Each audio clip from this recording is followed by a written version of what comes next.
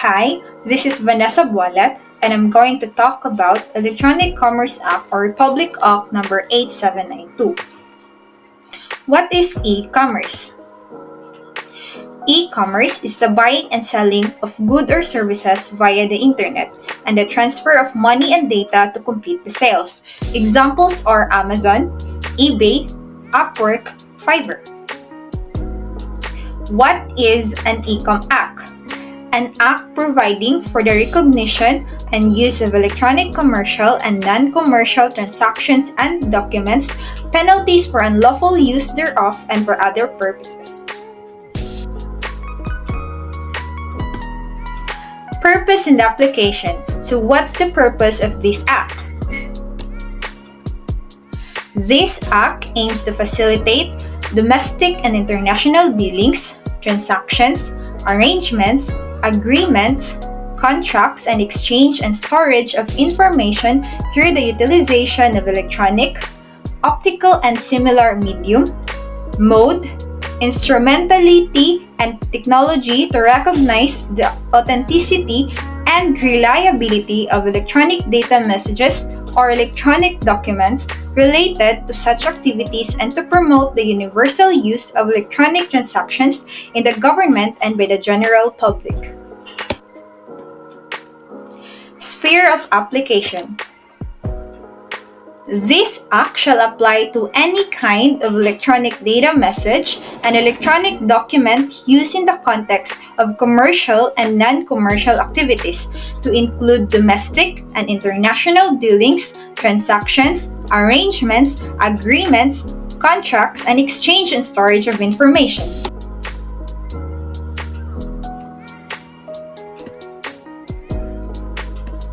Salient features. First is it gives legal recognition of electronic data messages, electronic documents, and electronic signatures. Now, let's tackle each part of this salient.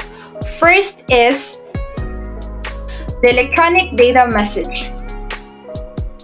Information shall not be denied validity or enforceability solely on the ground that it is in the form of an electronic data message purporting to give rise to such legal effect, or that is merely incorporated by reference in that electronic data message. Next is electronic documents.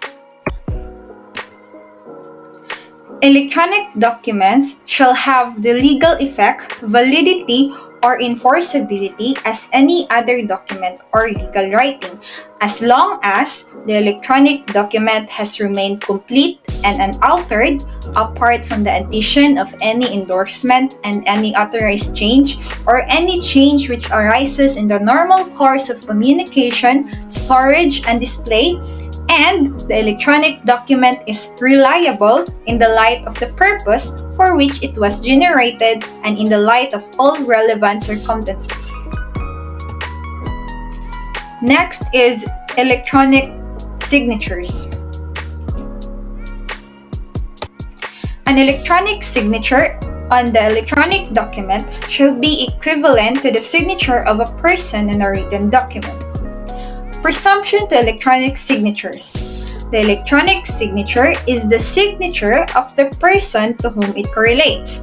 The electronic signature was affixed by that person with the intention of signing or approving the electronic document. Next is original documents. Where the law requires information to be presented or retained in its original form, that requirement is met by an electronic data message or electronic document if the integrity of the information from the time when it was first generated in its final form as an electronic data message or electronic document is shown by evidence, a lien note, or otherwise, and where it is required that information be presented, that the information is capable of being displayed to the person to whom it is to be presented. Next is authentication of electronic data. Electronic documents, electronic data messages, and electronic signatures shall be authenticated by demonstrating, substantiating, and validating a claimed identity of a user, device, or another entity in an information or communication system. The electronic signature shall be authenticated by proof that a letter, character, number, or other symbol in electronic form representing the person named in and attached to, while the electronic data message or electronic document shall be authenticated by proof that an appropriate security procedure, when applicable, was adopted and employed for the purpose of verifying the originator.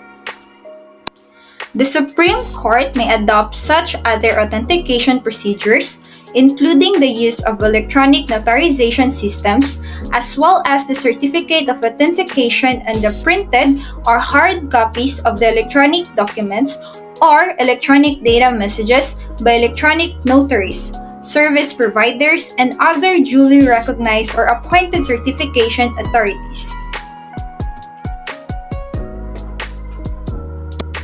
Next is admissibility and evidential weight. In any legal proceedings, nothing in the application of the rules and evidence shall deny the admissibility of an electronic data message or electronic document in evidence, on the sole ground that it is in electronic form, or on the ground that it is not in the standard written form and the electronic data message or electronic document meeting and complying with the requirements under Section 6 or 7 hereof shall be the best evidence of the agreement and transaction contained therein. Next is retention of electronic data. The requirement in any provision of law that certain documents be retained in their original form is satisfied by retaining them in the form of an electronic data message or electronic document, which remain accessible so as to be usable for subsequent reference, is retained in the format in which it was generated, sent, or received, or in a format which can be demonstrated to accurately represent the electronic data message or electronic document generated, sent, or received, and of its originator and addressee, as well as the determination of the date and the time it was sent or received. The requirement referred to in paragraph A is satisfied by using the service of a third party. So that's all that covers this salient. Now let's go to the next one.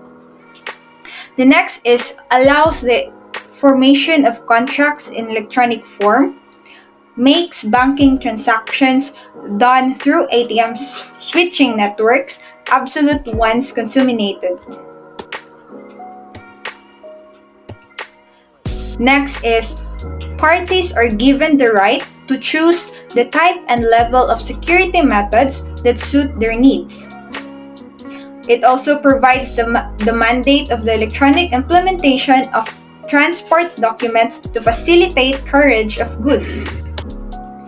This includes documents such as, but not limited to, multimodal, airport, road, rail, inland waterway, courier, post receipts, transport documents issued by freight forwarders, marine or ocean bill of lading, non-negotiable seaway bill, charter party bill of lading.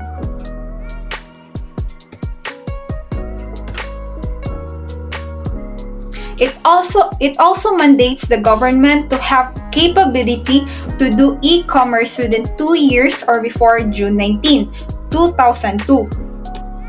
The government shall accept the creation, filing or retention of such documents in the form or electronic data messages or electronic documents.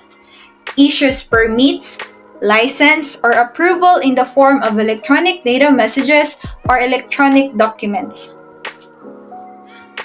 And also require and or accept payments and issue receipts acknowledging such payments through systems using electronic data message or electronic documents, or transact the government business and or perform governmental function using electronic data messages or electronic documents. The Act also mandates RP-Web to be implemented. So what is RP-Web? RP-Web is a strategy that intends to connect all government offices to the Internet and provide universal access to the general public. The Department of Transportation and Communications, National Telecommunication Commission, and National Computer Center will come up with policies and rules that shall lead to substantial reduction of cost of telecommunication and internet facilities to ensure the implementation of RP-Web. The Act also made cable broadcast and wireless physical infrastructure within the activity of telecommunications. It also empowers the Department of Trade and Industry to supervise the development of e-commerce in the country. DTI is empowered to promulgate rules and regulations as well as provide quality standards or issue certifications as the case may be and perform such other functions as may be necessary for the implementation of this Act in the area of electronic commerce.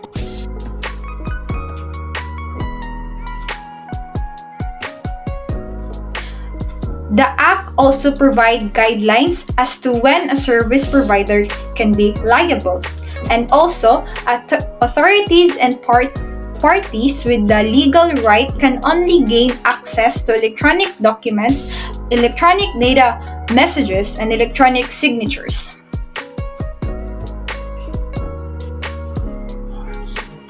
And now that we are done with the salient features, let's now proceed to the infringement or illegal activities. The first one is hacking or cracking. Hacking or cracking refers to unauthorized access, including the introduction of computer viruses.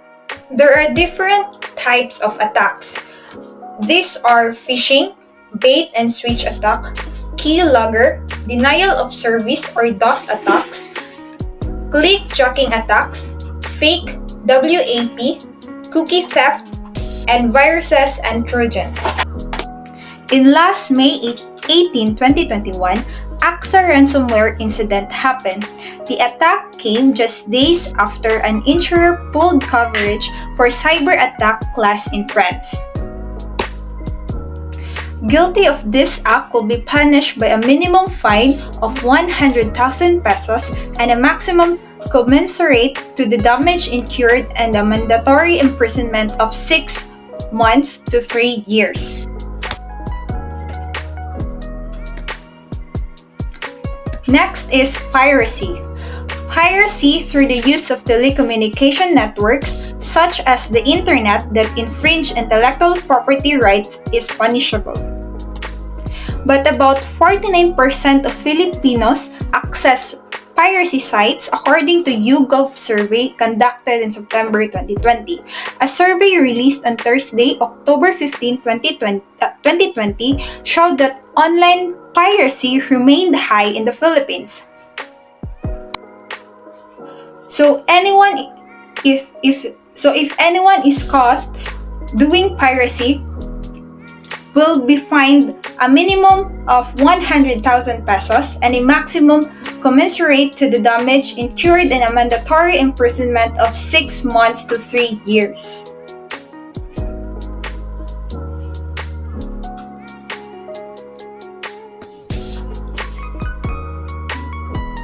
Next is Consumer Act law.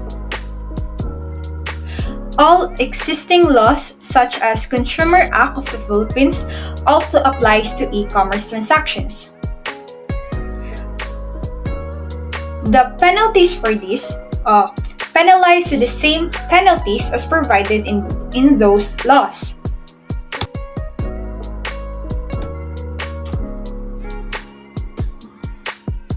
Next is other violations.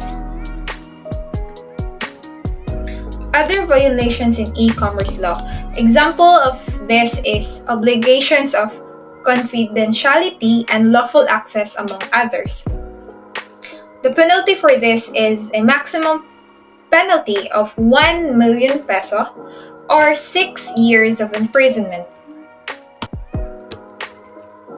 And that's all of my report. Thank you for listening.